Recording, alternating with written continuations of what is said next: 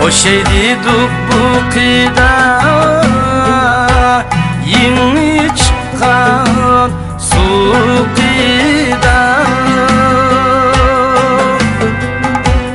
Almayda dey yeni çıkan su kıyda.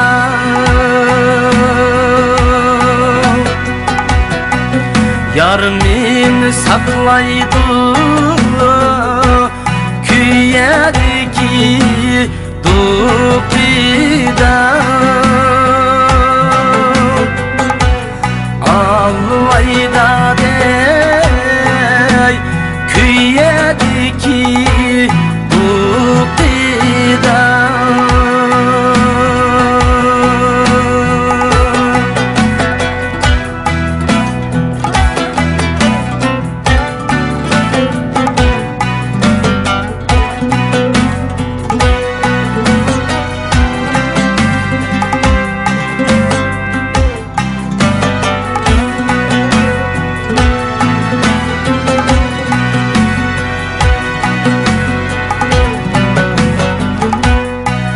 Kaşını kaşka ılsa yetendu kaşının boyığa.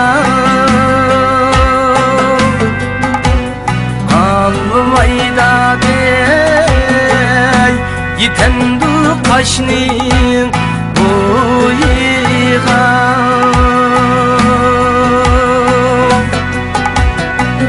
Hudayim silip koydu sen yarının kuyuğa. Almayda dey kellen kaşının kuyuğa.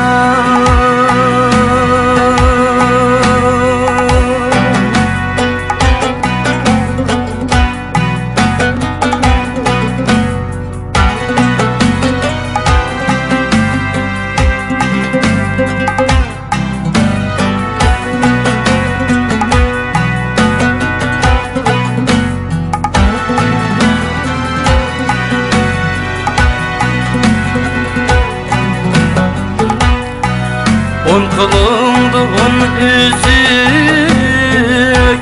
on elisi tilla gül. Almayda dey on elisi tilla gül.